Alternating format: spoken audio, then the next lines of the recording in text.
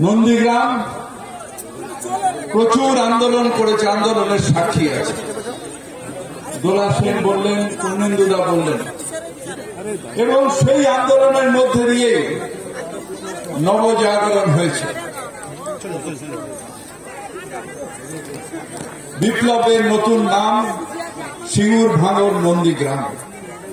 এই নন্দীগ্রামের থেকে বাংলায় দ্বিতীয় স্বাধীনতা সংগ্রাম আমাদের হয়েছে, এবং তাই একটা জগদ্দল পাথর সিপিএম, সেই সিপিএম কে আমরা সরাতে পেরেছি। যদি নন্দীগ্রাম না থাকতো, সিঙ্গুর না থাকতো, ভাঙর না থাকতো, তাহলে সিপিএম কে সরাতে পারতাম না। তাহলে এখানে এসিজেড হতো, কিন্তু আপনারা সেই আন্দোলন করেছেন বলেই আজকে পরিবর্তন সম্ভব হয়েছে। কিন্তু যেরকম ভারতবর্ষের স্বাধীনতা হওয়ার আন্দোলনের কথা বলবো আর মহাত্মা গান্ধীর কথা বলবো না, সেটা যেরকম হয় না।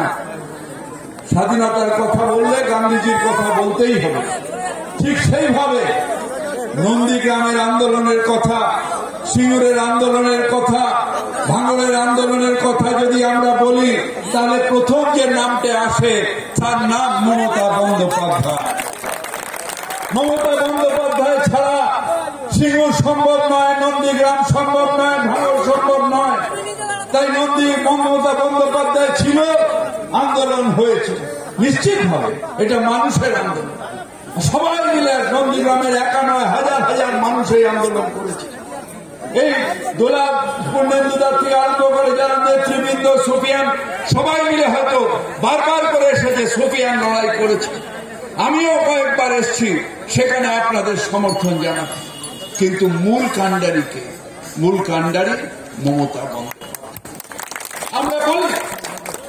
আমরা বলি আমরা কেউ হেলিকপ্টারে করে আসিনি, আমরা প্রত্যেকে সিঁড়ি দিয়ে উঠেছি, প্রত্যেকে সিঁড়ি দিয়ে উঠেছি। কিন্তু সেই সিঁড়িটা তৈরি কে করেছেন? সেই সিঁড়িটা তৈরি করেছেন মমতা বন্দ্যোপাধ্যায়। ফিরাদ হাকিমকে লোকে চিনত না, যদি মমতা বন্দ্যোপাধ্যায় কাজ করার সুযোগ না দিতেন, সিঁড়িটা তৈরি না করে দিতেন, তাহলে ফিরাদ হাকিমকে লোকে চিনত। তাই আজ সেই কথা বললাম না, এটা আমার কথা, আমি কাউকে বলছি না, শুধু আমার কথা। আমি পথও হব না, মূর্তিও হব